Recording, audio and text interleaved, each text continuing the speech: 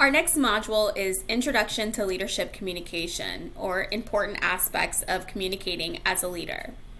Winston Churchill once said, "The difference between mere management and leadership is communication." And the first topic in leadership communication that we'll discuss is emotional intelligence. Now, to really understand emotional intelligence, you must understand the 4 skills. The first being personal competence. This is really discussing emotional intelligence when it comes to you as a person. The first is self-awareness, how you react when you feel certain emotions, identifying which events, people, and challenges trigger those emotions. And next is self-management, the ability to use your self-awareness of your emotions to manage your reactions.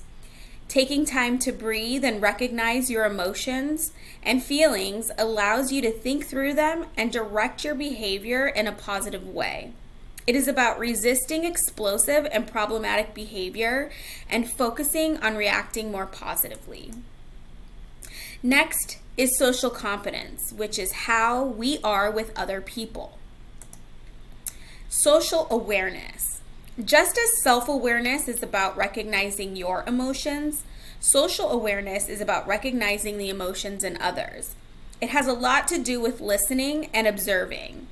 One must stop their internal dialogue and stop anticipating reaction and just observe.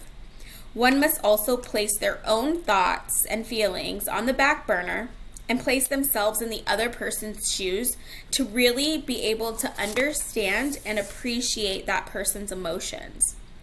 It's recognizing and understanding that person's emotions while they're experiencing them in the moment.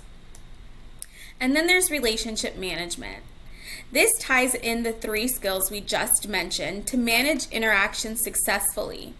By recognizing and managing your own emotions while recognizing others and while they're experiencing them, you can communicate clearly and effectively to manage conflict. By effectively managing relationships, you're able to build greater bonds with many people, even those that are challenging to get along with. Managing relationships can be difficult, especially under stress, and what place is more stressful than work? So this is a skill set that takes practice, but can be mastered and is extremely beneficial to a successful leader. Next is small group communication. Now, interpersonal communication is communication between 2 people, generally in face-to-face interactions. As soon as a third person joins, it ceases to be interpersonal and becomes small group communication. As a leader, you'll be doing plenty of both. So for this next module, we'll talk about small group communication. In an article entitled "The Relationships Among Leadership Styles, Communication Skills and Employee Satisfaction, a Study on Equal Employment Opportunity in Leadership," they discuss the 4 main functions of communication between groups and organizations. These are applicable to your new role as a leader, so let's go over them. First, we'll talk about control. This is like controlling, which we discussed in the Intro to Business module. These are our checks and balances as a leader, including checking in with your direct reports and evaluating their performance to ensure they are meeting their goals. This can also mean identifying an area of opportunity in a direct report's performance. The next function is motivation. This is communicating to an employee what their role is within the team, recognizing them for any accomplishments they have reached or goals they have exceeded, and also providing them with guidance and tools to improve on any areas of opportunity, essentially setting them up for success. Next is emotional expression. For many people, they spend about 8 hours a day at work. This may be one of few outlets for social interaction. Communication always allows employees to express themselves and fulfill our social needs as humans. And then there's information. Communicating information in a way that will assist your team members in evaluating all options and making informed decisions. That same article that discussed the 4 functions of communication discusses motivating language. Motivating language theory predicts that intentional use in the way a leader speaks can significantly improve an employee's attitude and several outcomes such as job satisfaction, performance, and innovation. So the first of those 3 types of motivating language is direction-giving language, explaining goals to alleviate organizational uncertainty. And then there is empathetic language, speaking with compassion and understanding when to offer enthusiasm and encouragement. Meaning-making language conveys the rules of the organization, typically through storytelling. Next is intercultural communication. Understanding the value of diversity is key to becoming a great leader, and many corporations seek diversity in order to be competitive in the marketplace. This means it's imperative that a leader have the ability to communicate in a diverse workplace. This diversity iceberg is a great visual representation of how much diversity lies beneath the surface. Things like nationality, skin color, gender, race, and even age are the tip of the iceberg. They can be observed by the eye, but there are many things that lie beneath the surface. Identifying and understanding these differences is a necessity to effective leadership. A leading researcher, Geert Hofstede, offers a helpful way of viewing the layers of culture.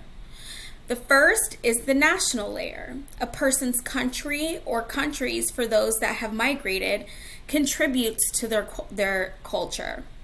Next is regional, ethnic, religious, and linguistic layers. A person can be from a certain region of a nation and have a different cultural belief than someone from the same country but from a different region. Their ethnicity also plays a role, along with the religious beliefs and the languages they speak. Next is gender. Being male or female impacts your culture. Generation. Baby boomers, Gen X, millennials, Gen Z, all these generations have experienced different things throughout their lives, contributing to their culture. Then there's social class. This can be a person's level of education, the level of education of their parents, their occupation or profession, their parents' occupation or profession growing up. A wealthy, affluent person can be culturally different than a middle-class family. And finally, there is the organizational or corporate layer. So for employed persons, this can be the groups that you are included in at work, frontline workers, middle management, upper level, and executive. All these things need to be considered when communicating with others in the workplace.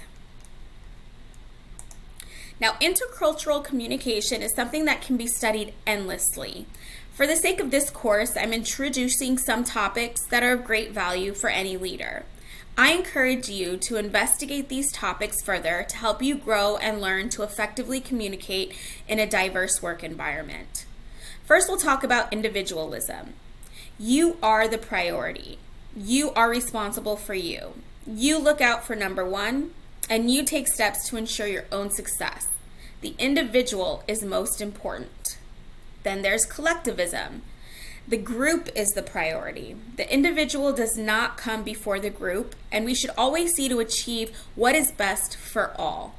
Standing out from the group is frowned upon, so there is no recognition of an individual in competition. The group is always most important. Then there are low context cultures. This is mean what you say type of culture. Leave little interpretation to the imagination because you are saying what you feel to ensure the receiver of your message understands. There are no guessing games or mind reading because the speaker is providing a clear message. Then there are high context cultures. The receivers are to look at the context of the message to understand. Things are not explicitly stated, and one must kind of read between the lines. This allows communicators to save face and avoid embarrassment by being upfront and bold with their communications. As you can imagine, someone from a low context culture speaking with someone from a high context culture can be complicated if at least one of them is not aware of the cultural differences. It can lead one person to be intimidated or embarrassed by the boldness of the other, and can lead the other to be frustrated by the perceived lack of communication. Finally, there is uncertainty avoidance, the degree to which the members of a particular culture feel threatened by uncertain or unknown situations. In culture where uncertainty avoidance is weak, uncertainty is accepted. People are comfortable with ambiguity and change. One of my favorite sayings is nothing ever grows in the comfort zone. So in order to consistently grow, things must change. However, for cultures that avoid uncertainty, they are not comfortable with ambiguity. They appreciate structure and knowing what comes next. Change can be really difficult for people with uncertainty avoidant cultures, so it's important that leaders recognize this and modify their communication styles to accommodate. Now, you cannot have a discussion about communication without discussing listening, and that's what we'll discuss next.